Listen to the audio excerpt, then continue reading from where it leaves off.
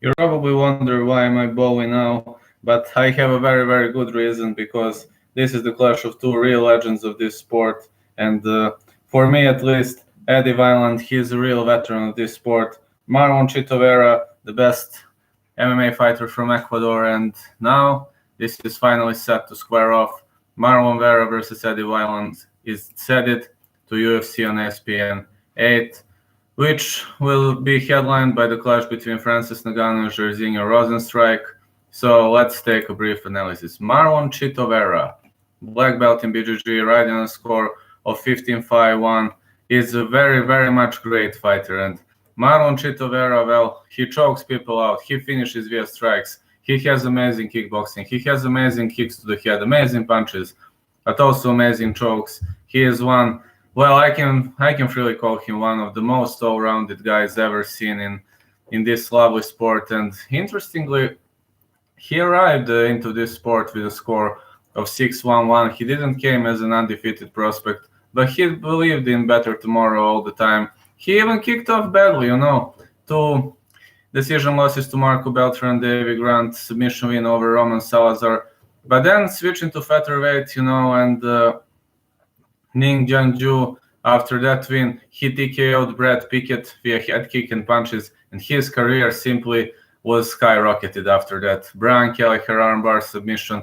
Then the crisis happened against John Lineker, Douglas Silva, de Andrade, because it was a decision loss, But Marlon Vera has never been finished. Then 5 victories in a row, including Andre Ewell, Frankie Sands. So this guy has never been finished. He's one of the toughest guys ever to compete in this sport, and for a reason, the best Ecuadorian fighter. And he is now squaring off against a very, very tough name.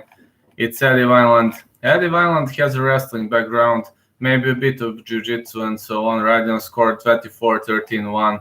So yeah, looking back at this guy, Eddie Vineland, he arrived to the UFC, well, very much late, with a score of 18-6-1.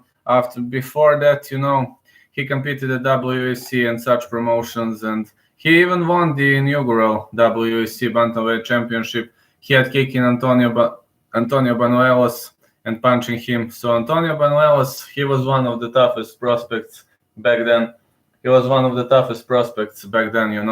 And looking back at this, I really believed back then that Eddie Vineland is going to turn into a star. He lost his title to Chase Beebe. Then he was fighting some really big names, And the WEC, after choke loss to Rani Yahya, he TKO'd Will Campuzano, Ken Stone, defeated George Roop, Manny Tapia, even lost at UFC debut and the second UFC fight. He lost to Uriah Faber, Joseph Benavidez. All right, and he had ups and downs, Ryan Barao finished him via spinning back kick. Johnny Eduardo KO'd him. He was losing to John Dodson, Alejandro Perez, but in the last match bounced back with a win over Grigory Popov TKO. He also defeated Akemi Mizugaki, Frankie Sands, Yves Jabun, Brad Pickett again. So Scott Jorgensen, that fight against Scott Jorgensen, it was a fight of the night for a good reason, Fight of the night, but really one of the best fights I've ever seen, this one against Scott Jorgensen.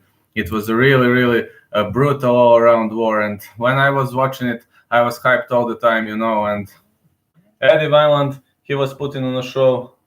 Putting on a show many times, and I got to say that Eddie Vineland, he was just the best guy ever.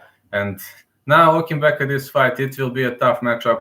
I believe it could go to decision. I give slight advantage to Marlon Vera because he is a real cardio machine, and he will fight until the last dying breath. And Eddie Wineland, he is a tough guy, tough dude, tough cookie, and this will be a great war. I expect a 3-round war, and I give very slight advantage to Marlon Vera, but these guys are gonna put on a show.